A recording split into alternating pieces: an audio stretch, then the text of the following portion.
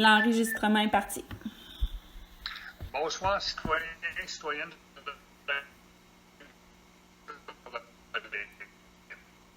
Je vous souhaite bienvenue à la séance 10 enregistrés. Sont présents à cette assemblée par ordre alphabétique, en commençant par nos dames, Mme Alexandra Boisvert, Mme Nathalie Harton, et M. Pascal Clich, M. Pierre Dubé et M. Jean Proto. Nous avons donc un total de 5 conseillers et conseillères. Est aussi présent avec nous Mme Joanie Poirier, directrice générale de la municipalité. Nous avons donc quorum. Un arrêté ministériel nous permet de tenir les séances du conseil à huis clos et par vidéoconférence. Est-ce qu'il y a un conseiller qui s'oppose à cette situation? Non. N'ayant pas d'opposition, nous allons donc procéder. Donc, l'ouverture de l'Assemblée, elle est faite au point 1. Le point 2, c'est l'arrêté ministériel. Le point 3, c'est l'ordre du jour. Vous avez tous reçu copie de l'ordre du jour dans les délais prescrits. Est-ce qu'il y a des éléments à ajouter à l'ordre du jour?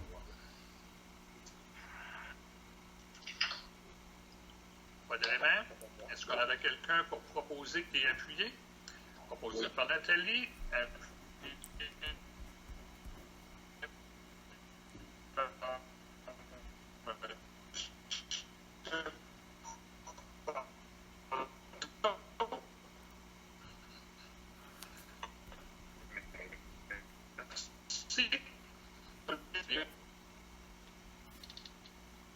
S'il n'y a pas de modification, est-ce qu'on a quelqu'un pour proposer et qui était présent à l'Assemblée? Hey Michel, je vais juste répéter là, parce que ma connexion a planté puis on a juste entendu comme si tu étais un robot. Là, donc, tu as fait la lecture du point 4,1 pour l'adoption des procès-verbaux de la séance ordinaire du 6 décembre 2021. Oui, c'est bien celle-là. Donc, on n'avait pas de modification au procès-verbal. On cherchait quelqu'un pour proposer et appuyer et une personne qui était présente à ce moment. Oui. Proposé par M. Jean Proto, appuyé par M. Pierre Dubé. Joanie, tu peux-tu vérifier présence? C'était conforme? Oui, c'est conforme. OK. Après ça, au point 0402, la séance extraordinaire du 20 décembre 2021 pour le budget. Vous avez reçu copie du procès-verbal. Est-ce qu'il y a des modifications?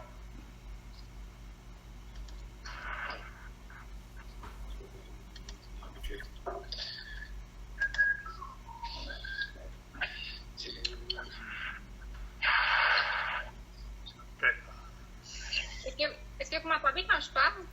Oui. Oui, Alexandra, t'entends bien? Oui. C'est ça, là, je suis juste pour être sûr, là, parce que dans le point 9.2 de la séance ordinaire du 6 décembre, là, 0401, là, ben là, on parle de l'offre de service d'AIM. Est-ce que ça va être modifié ou on le laisse comme ça, puis plus tard, on va le modifier, puis que ça l'a changé? On va arriver à ce point-là, puis on va refaire une résolution qui va abroger notre ancienne résolution du 6 décembre dernier. Okay. Parfait, merci. On était à la séance extraordinaire du Conseil du 20 décembre. Est-ce qu'il y a des modifications? Okay. Est-ce qu'on a quelqu'un pour proposer et appuyer et qui était présent? Proposé par Pascal, appuyé par... Bon, oui, oui. M. Proto. Merci. Au point 0403, la séance d'ajout de la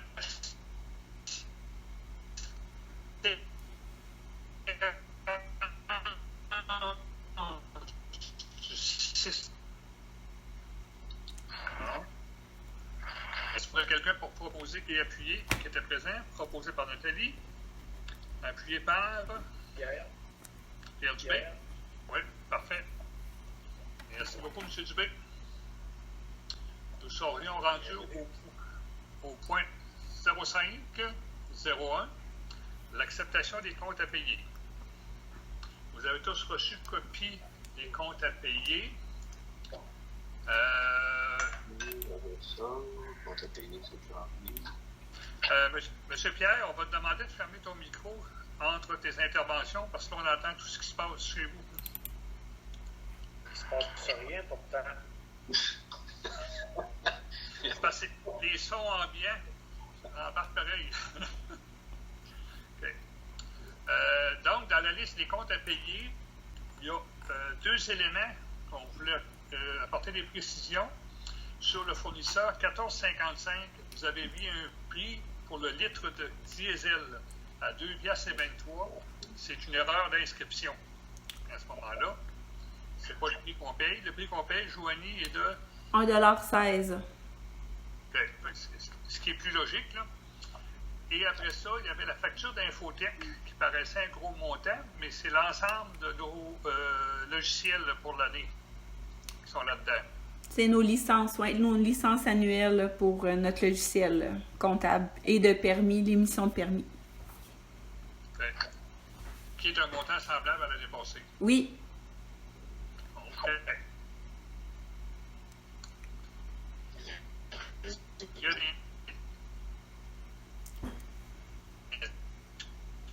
des questions concernant les comptes à payer. Donc, le total des comptes à payer de 173 457,6 $. Est-ce qu'on a quelqu'un pour proposer et appuyer?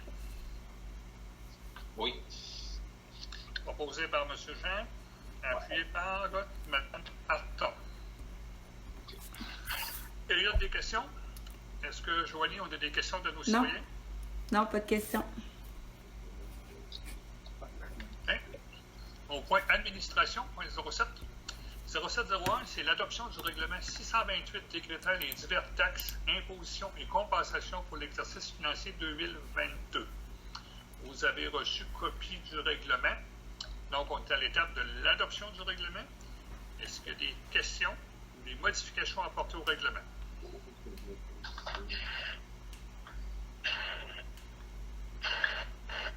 Pas de modification? Est-ce qu'on a quelqu'un pour proposer et appuyer l'adoption du règlement?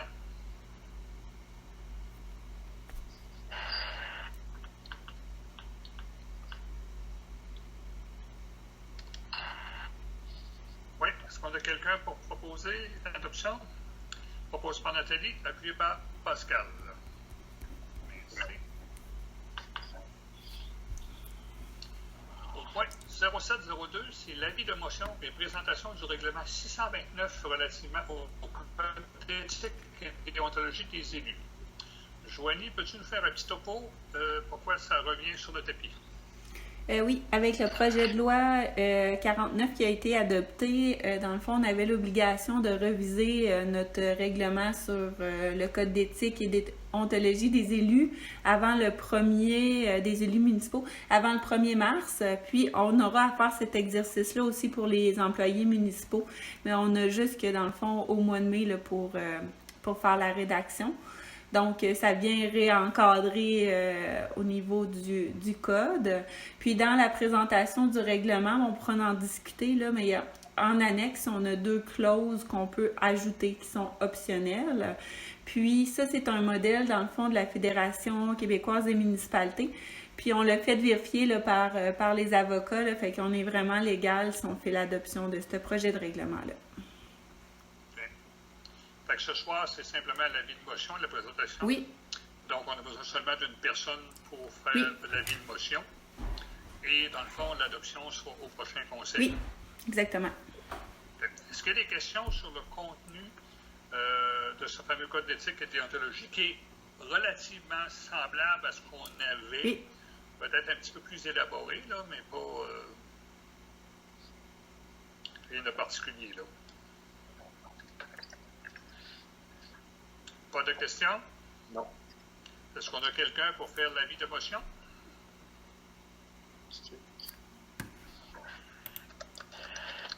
Nathalie, l'avis de motion? Nathalie Arton, merci.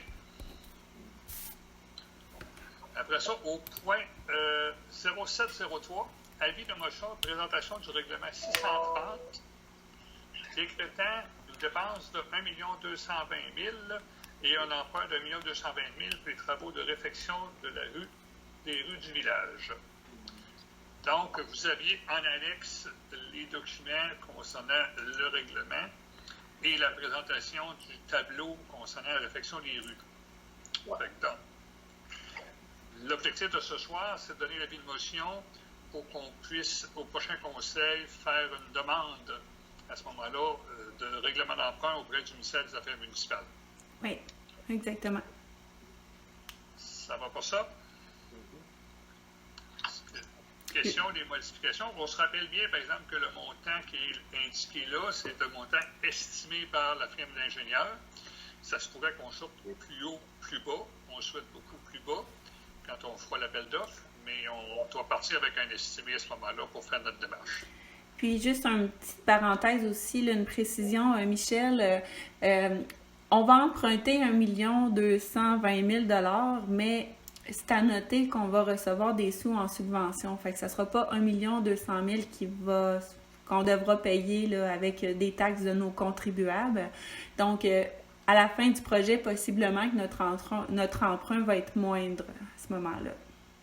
Parce qu'on se rappelle que les versements de la TIC sur 3e, 4e et 5e année, dans le fond, vont nous servir à ce moment-là à rabattre sur le montant d'emprunt. Ça va? Est-ce qu'on a quelqu'un pour faire l'avis de motion? Oui. Monsieur Jean Proto, merci. Au point 0704, création d'un fonds réservé pour les dépenses liées à la tenue d'une élection.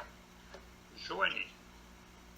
Oui, toujours avec le projet de loi 49, dans cette loi-là qui a été adoptée, il demande aux municipalités de se créer un fonds pour prévoir une somme pour les futures élections. Donc, avec le calcul que j'ai fait, là, nous, notre fonds qu'on devra se créer est de 10 000 $. Puis à la séance du mois de décembre dernier, on avait déjà réservé un montant de 6 500 $. Donc, il faut qu'on adopte cette résolution-là pour officialiser ce fonds-là pour les élections. Et là, ça veut-tu dire qu'en 2022, on n'a pas de versement à faire compte tenu qu'on a celui de 6 500 déjà de fait? Bien, dans le fond, ce qu'on avait conclu lors d'un atelier de budget, c'est qu'on n'avait pas budgété en 2022 d'en mettre, mais on va regarder vers la fin de l'année si on a des excédents dans certains postes.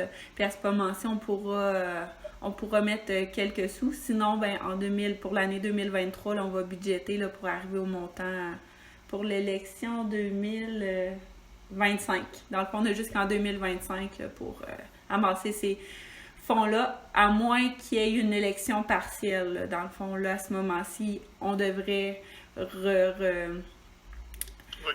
Oui, exactement. Okay. Fait que donc, l'objectif du règlement, c'est d'officialiser la création de ce fonds réservé-là, de ce côté-là. Le virement de 6 500 avait déjà été prévu dans la dernière rencontre? Oui. Parfait. Est-ce qu'on a quelqu'un pour proposer qui a pris la création du fonds? Proposé par Nathalie, appuyé par M. Pascal Clich. Merci. Vérification comptable au point 0705. Donc, on vous présente une proposition pour les services de vérificateur pour les années financières 2022, 2023 et 2024 à ce moment-là. On termine déjà une première soumission qu'on avait eue par la firme Blanchette et Vachon pour les 3 années précédentes, donc c'était 2019, 20 et 21. Donc, on parle toujours des années financières, mais là, on parle des prochaines années de ce côté-là. Le montant de soumission, vous l'avez vu dans le document. Si on l'affiche.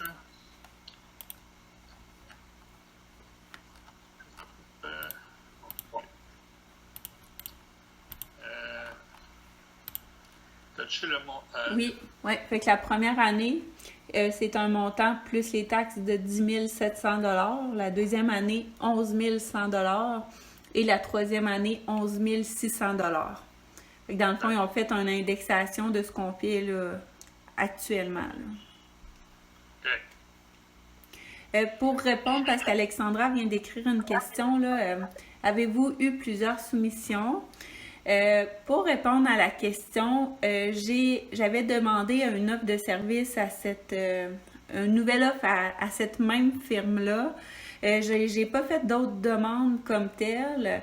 La raison, c'était en fait, c'était un peu de tester parce que le cycle d'une municipalité, on va avoir aussi des audits à faire avec la TEC puis certaines subventions qu'on n'a pas pu réaliser dans ce mandat-là. Fait que ce que je vous proposerais, c'était de rallonger le mandat pour qu'on puisse pouvoir avoir vraiment un vrai comparatif avec les autres firmes qu'on a eues dans le passé là, au niveau des honoraires puis de la qualité du travail, ce qu'on n'a pas eu dans ce mandat-là. Mais si vous voulez que je refasse d'autres offres de services, je peux aussi. Là. C'est à votre guise. Ce qu'il faut comprendre, c'est que, par exemple, la TIC, qui est un programme sur une durée de 5 ans, c'est qu'à la fin de 5 ans, il faut faire l'audit. Fait que là, le problème, c'est qu'on a 2 années dans le premier mandat de Vachon.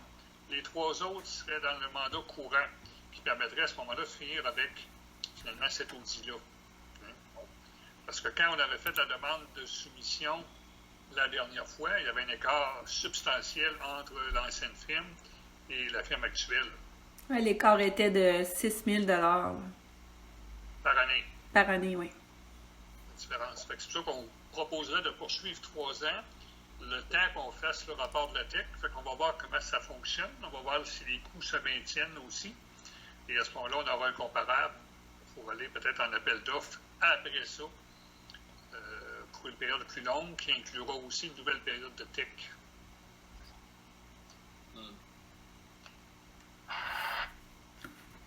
Ça va pour ça? Oui, Alexandra l'a écrit. Merci de l'explication. La proposition serait de retenir. Donc, la proposition serait de reconduire pour les 3 prochaines années avec la firme Blanchette et Vachon pour les années 22, 23 et 24 à ce moment-là. Ça va pour tout le monde? Oui. Quelqu'un pour proposer et appuyer? Proposé par M. Proto, appuyé par Alexandra. Est-ce que tu appuies? On va essayer de faire participer ceux qui sont oui. en écran. Oui, super. Proposé donc appuyé par Mme Alexandra Boisvert. Au point de la sécurité publique, au point 0801, ajustement salarial pompier volontaire. Vous avez donc reçu la grille qui présentait les modifications de salaire pour les employés et pompiers selon les différents postes occupés. On en a discuté en atelier de travail. S'il n'y a pas d'autres questions, on procéderait à l'adoption à ce moment-là. Est-ce qu'il y a quelqu'un pour proposer et quelqu'un pour appuyer? Proposé par Pascal, appuyé par... Oui. Nathalie? Parfait. Appuyé par Nathalie Arton. Merci. Au point 09, transport.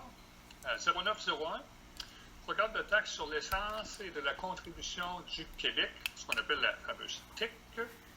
Donc, vous avez reçu copie de la dernière version de notre TIC. Ça doit être déposé. Oui. Est-ce qu'il y a des questions sur le programme?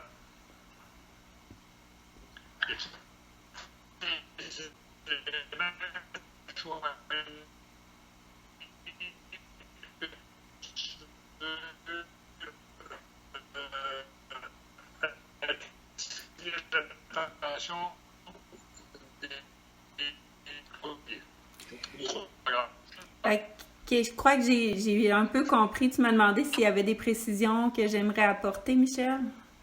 L'Internet est... Oui, pour le programme de la TEC. Oui. J'ai vu que tu as coupé parce que tu as gelé, là. OK. Encore gelé. Oui, OK. Dans le fond, le programme, la programmation, là, comment ça fonctionne, là, c'est qu'à toutes les fois là, que j'ai des coûts véridiques là, ou qu'on a payé des factures comme la réfection de notre ponceau puis notre pluvial sur la rue des Bouleaux, mais à ce moment-ci, je dois toujours modifier ma programmation avec les vrais chiffres. Fait que c'est pour ça que vous allez avoir dans les prochains mois, dans les prochaines années, des versions différentes. Fait qu'à celui-là, j'ai gardé l'estimation de notre usine de déphosphatation parce qu'on n'a pas eu encore l'estimé exact des coûts. J'ai fait la modification au niveau de la rue des Bouleaux parce que j'avais les vrais coûts. Puis j'ai ajouté là, à ce moment-ci l'estimation pour la réfection des rues dans le village là, de 1 220 000. Donc c'est ce que je vais déposer là, sur le portail du ministère des Affaires municipales. Ça va pour ça? Donc, on a besoin de quelqu'un pour proposer et appuyer. Là, il ne me reste plus bien des images, moi, là. OK. Est-ce que j'ai vu que M. Proto avait proposé? Oui, oui. Puis Alexandra aussi. Après ça, est-ce qu'on a quelqu'un? OK. Ben, Alexandra a proposé, on va la mettre en premier pour une fois, puis on va mettre M. Proto comme appui. C'est bon. Des fois, le chat prend un petit temps avant de se mettre à jour. Là. OK. Au point 0902, le lancement de l'appel d'offres pour la réfection des rues du village. Donc, c'est une proposition pour autoriser Joanie à aller en appel d'offres pour une proposition pour la réfection des rues du village. Fait que tantôt, on a fait le règlement d'emprunt. Là, maintenant, on est à l'étape de faire l'appel d'offres. Donc, on fait les deux en mode concurrentiel, l'un côté de l'autre, pour gagner du temps. Okay. Fait que, donc, ce qu'on a besoin, c'est quelqu'un pour proposer et appuyer, pour autoriser Joanie à aller en appel d'offres et retenir les services de la firme d'ingénieurs pour nous aider à préparer l'appel d'offres. Oui. Proposé par Pascal, appuyé par Nathalie.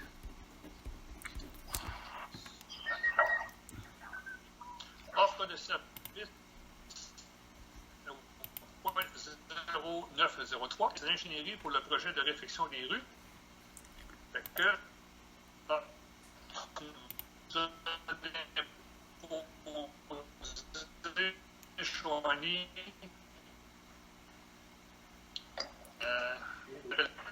oui.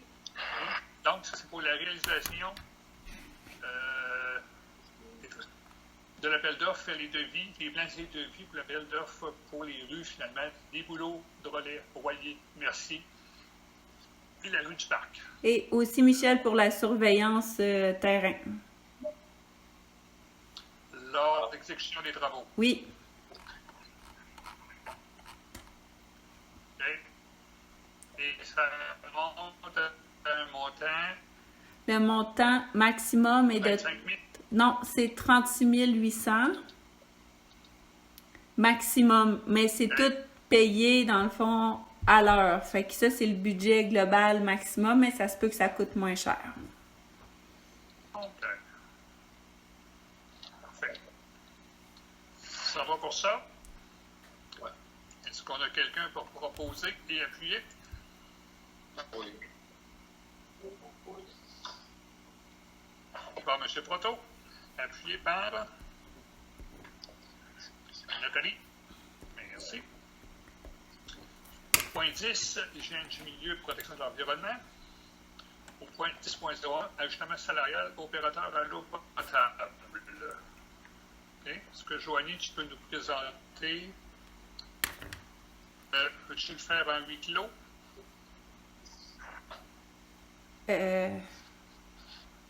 Ben, je peux l'expliquer. Dans le fond, il y avait eu, avec notre opérateur à l'eau potable, on a fait un regroupement avec 6 autres municipalités, donc on est 7 municipalités. On a fait l'embauche de M. Guillaume-Charles Coutu. On l'a formé, puis par la suite, le plan, c'était de réduire le temps en auto parce que le territoire était quand même assez grand. Là, on part de Stornoway, on se rend à Saint-Ludger, le territoire est quand même assez grand. Donc, à ce moment-ci, notre opérateur, c'est sûr que c'est arrivé pendant le temps de la COVID et tout ça, là. Fait que ça a été retardé. Fait qu'on a eu... il a réussi son examen. Puis, dans le fond, en janvier 2021, on a fait la séparation du territoire. Fait qu'on a confié vraiment à notre nouvel opérateur 3 municipalités, puis à notre... à M. Théberge, notre opérateur actuel, 4 autres municipalités. Puis, ce qu'on avait fait, c'était comme une période de probation là, jusqu'au début juillet pour savoir comment que ça fonctionnerait toute seule, puis l'organisation de son travail, puis les mandats. Donc, il a réussi, dans le fond, à pouvoir effectuer la tâche là, avec peu d'aide là, de l'autre opérateur, puis à pouvoir rendre le travail. Fait qu'à ce moment-ci, l'entente qu'on avait, là, c'était de lui ajuster son salaire, dans le fond, là, de 2 $ de l'heure pour venir à la catégorie là, d'opérateur à l'eau potable à ce moment-là.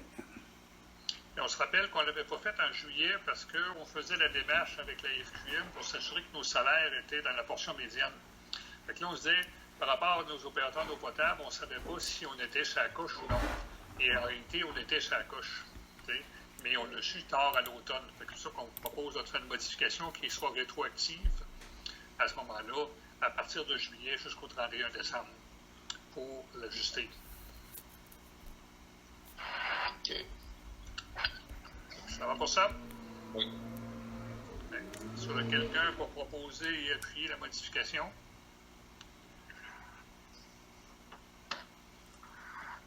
Il y a Alexandra que je vois. OK.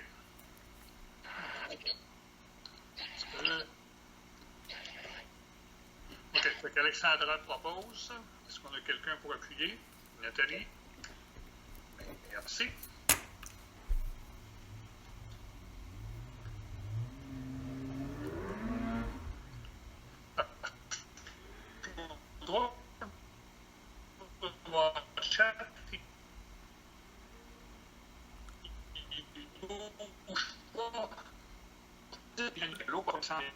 Vous aviez 3 endroits où c'est qu'on avait des calculs pour l'eau potable.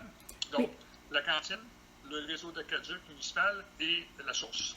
Hey Michel, je vais juste recommencer pour l'enregistrement là, parce que ça l'a planté. Là.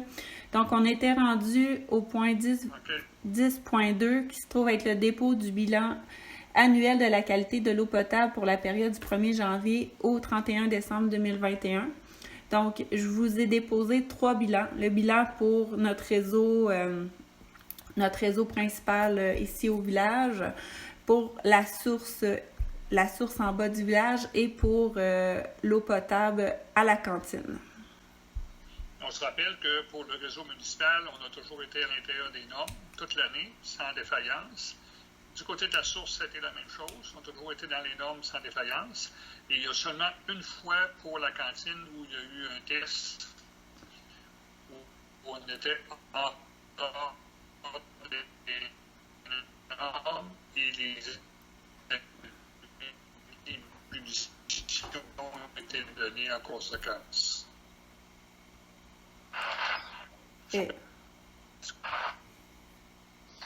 Joanie, est-ce que tu m'entends? Oui, exactement. Pour l'enregistrement encore, au niveau du réseau d'aqueduc et de la source, on a été conforme au niveau de nos tests, mais au niveau de l'eau à la cantine, il y a eu un test là, qui a échoué, fait qu'on a été obligé là, dans notre puits là, de relaver, refaire les mesures préventives pour la remettre en fonction là, au courant de l'été. Ça va pour tout le monde? Oui. C'est un dépôt, fait qu'on n'a pas d'acceptation à faire sur ce document-là. C'est intéressant, par exemple, ce document-là, c'est la première fois qu'on le reçoit. Dans le fond, il faut que vous approuvez et autorisez la publication de ce document-là parce que c'est public. Avec un proposeur en appuyant? Oui. OK. Proposé par Nathalie, appuyé par M. Proto. Super. Au point 10.03, récupération des matériaux secs. Donc, ce qu'on se rappelle, c'est qu'à la dernière rencontre du Conseil, il y a eu une proposition qui a été déposée et acceptée. Cependant, entre-temps, l'ensemble plusieurs municipalités ont fait part auprès du fournisseur d'une demande de changement. Fait que là, ce qu'on nous propose, c'est de revenir à l'ancienne méthode, c'est-à-dire que 2 tonnes par citoyen pour être envoyé au site d'enfouissement gratuitement payé par la municipalité. Et à ce moment-là, l'excédent du 2 tonnes, c'est beaucoup. C'est une nouvelle proposition qu'on a sur la table, qui est finalement la même chose qu'on avait avant, sauf que le tarif est passé de 92 à 110 la tonne. Ça va? Est-ce qu'on n'a pas perdu un bout, Joanie, pour l'enregistrement? Oui, le seul petit bout, c'est l'entente. Dans le fond, c'est que ça reste à 2 tonnes, 2 tonnes par citoyen, puis l'excédent du 2 tonnes est facturé là, aux citoyens là, directement.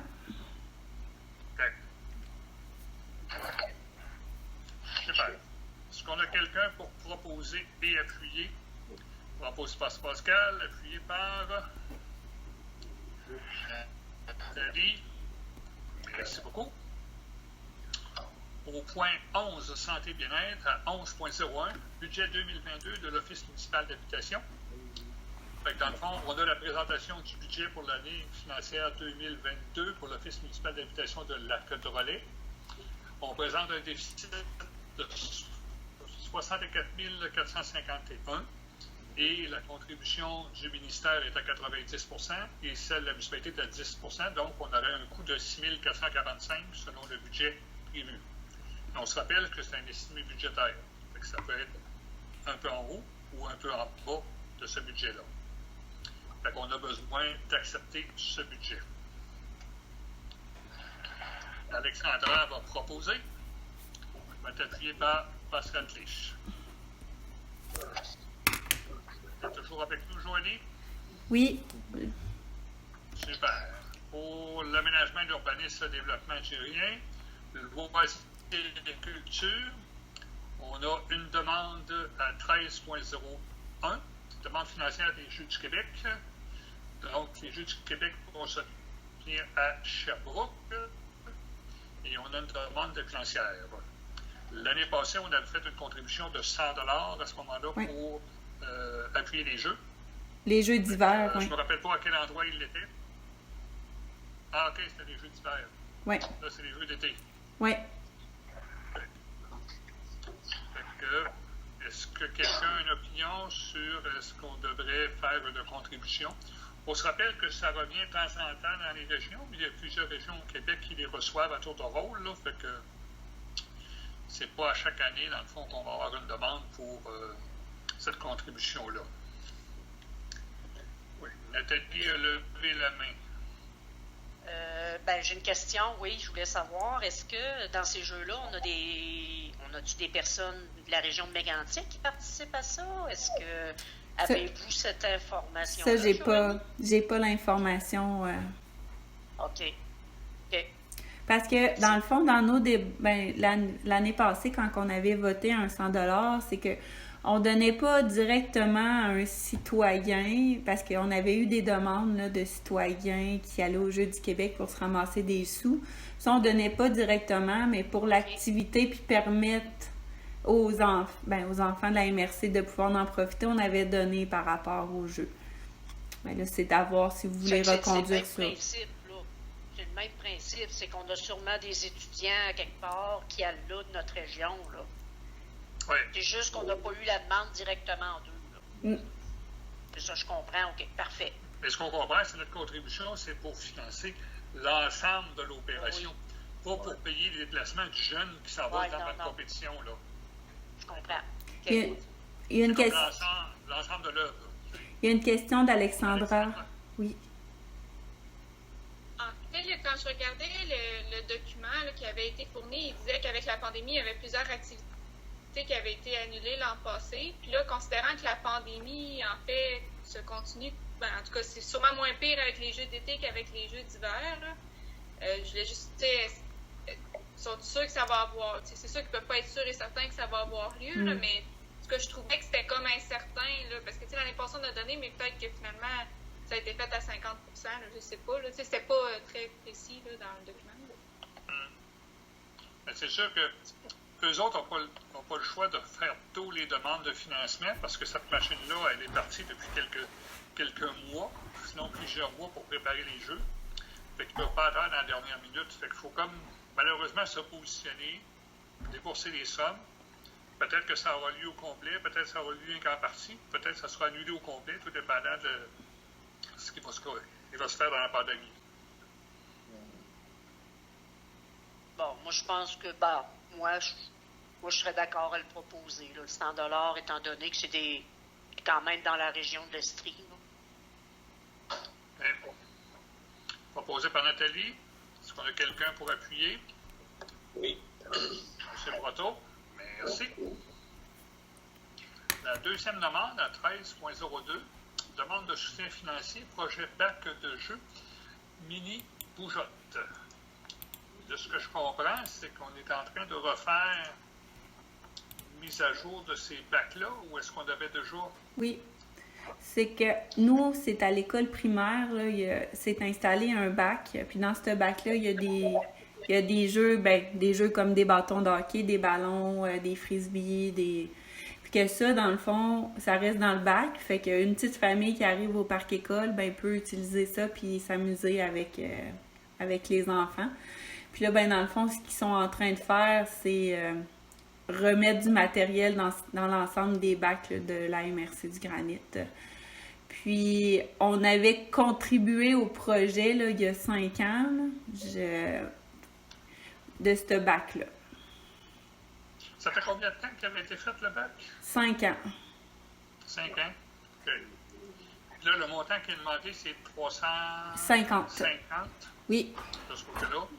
Fait que si on fait encore 5 ans, ça fait à peu près 70 $ par année, là, tu sais. Fait que... Puis là, je sais que présentement, ils sont vides, là. Tu sais, je pense que, en tout cas, moi, j'étais allée un moment donné avec mon petit-fils, là, puis il n'y avait plus rien. Fait que ça a été utilisé, là. Tu sais, vraiment, je pense, là. Je trouvais que c'était pas une méchante idée. Desjardins, on a aussi été approchés pour le même projet, là. On va le décider en janvier, là, mais nous aussi, on va contribuer à ça, là. OK. Le bac est à l'extérieur toute l'année? Oui. OK. Il est disponible été comme hiver, de ce côté-là. Fait qu'on peut penser que s'il ne reste pas trop de jouets dedans, c'est que finalement, ils ont été utilisés puis ils ont fait le vie. Ouais, mais je pense pas qu'ils ont été vraiment volés, là, parce que moi, j'ai joué avec mes enfants avec, là. Je pense que c'est plus endommagé à un moment donné. L'usure. Ouais. L'usure normale. Ouais. Oui, parce que moi aussi, les premières années, j'allais avec Charlot, puis ils étaient toutes là, les bébelles. Je pense vraiment qu'ils ont brisé. Fait que ça irait pour tout le monde? Est-ce qu'on a quelqu'un pour proposer?